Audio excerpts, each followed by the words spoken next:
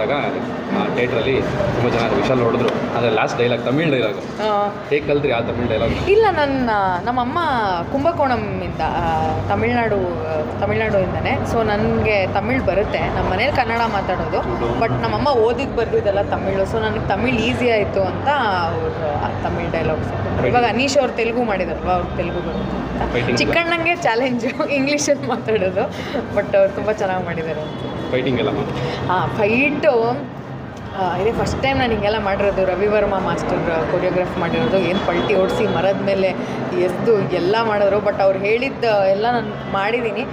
And I hope ನಿಮ್ಗೆ ಅವೆಲ್ಲ notice ಮಾಡಿದ್ದೀರಾ ಅಂತ ನಾವು ಎಷ್ಟು ಮಾಡಿದ್ದು. ತುಂಬ ಚೆನ್ನಾಗಿದೆ ಕಾಮಿಡಿ. ಚಿಕ್ಕಣ್ಣವ್ರ ಆ್ಯಕ್ಟಿಂಗು, ಎಲ್ಲರ ಆ್ಯಕ್ಟಿಂಗ್ ಚೆನ್ನಾಗಿದೆ. ಕಾಮಿಡಿ ಸೂಪರ್ ಆಗಿದೆ. ಕಥೆನೂ ಚೆನ್ನಾಗಿದೆ. ಆರ್ ಮೂವಿ ಕತೆ ಚೆನ್ನಾಗಿದೆ ಸರ್. ಡೈರೆಕ್ಟರ್ದು ಇದು 4ನೇ ಮೂವಿ. ಫಸ್ಟು ಬೊಂಬೈ ಮಿಠಾಯಿ, ಆಮೇಲೆ ಡಬಲ್ ಇಂಜನು, ಆಮೇಲೆ ಬ್ರಹ್ಮಚಾರಿ, ಇದು ಫಾರೆಸ್ಟು. ಇದು 4ನೇದು. ಇನ್ನೊಂದು 5ನೇ ಮೂವಿ ಆಲ್ರೆಡಿ ರಿಲೀಸಿಗೆ ಇದೆ ಅವ್ರದ್ದು ಕೂಡ.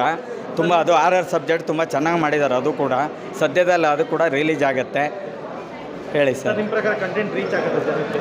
ರೀಚ್ ಆಗಲೇಬೇಕು. ಈಗ ಏನಾಗುತ್ತೆ ಅಂದರೆ ಒಂದೊಂದು ಟೈಮ್ ತುಂಬ ಮೂವಿ ಒಟ್ಟಿಗೆ ರಿಲೀಸ್ ಆಗೋದ್ರಿಂದ ಗೊತ್ತಾಗಲ್ಲ, ಎಲ್ಲ ಆಡಿಯನ್ಸ್ ಡಿವೈಡ್ ಆಗೋಗ್ಬಿಡ್ತಾರೆ. ಓಕೆನಾ? ಯಾವುದೂ ಇಲ್ಲ ಅಂತ ಹೇಳಿದ್ರೆ ಇದು ಗೆಲ್ಲುತ್ತೆ, ಇದು ಗೆಲ್ಲಬೇಕು. ಪ್ರೊಡ್ಯೂಸರ್ ಬಂದು ಕಾಂತರಾಜು ಸಾರು, ಅವ್ರು ಇಂಥ ಈ ಪಿಕ್ಚರ್ ಸಕ್ಸಸ್ ಆಗಿ ಅವ್ರು ಹಾಕಿರೋಂಥ ಬಂದು ಇಂಥ 100 ಪಿಕ್ಚರಿಗೆ ಅವರು ಪ್ರೊಡ್ಯೂಸರ್ ದುಡ್ಡು ಹಾಕ್ಬೇಕು. ಹಂಗಿದ್ರಷ್ಟೇ ನಮ್ಮ ಫಿಲಮಲ್ಲಿ ಎಲ್ಲರೂ ನಿಲ್ಲೋದಕ್ಕೆ ಸಾಧ್ಯ. ಪ್ರೊಡಕ್ಷನ್ ಆಗಿರ್ಬೋದು, ಒಂದು ಫೈಟ್ ಮಾಸ್ಟರ್ ಆಗಿರ್ಬೋದು, ಎಲ್ಲರೂ ನಿಲ್ಲೋದಕ್ಕೆ ಸಾಧ್ಯ. ಪ್ರೊಡ್ಯೂಸರ್ ಬಂದು ಅನ್ನದಾತ ಇದ್ದಂಗೆ ಗೆಲ್ಲಬೇಕಂತ ಕೇಳ್ಕೊಳ್ತಾ ಇದ್ದಾನೆ.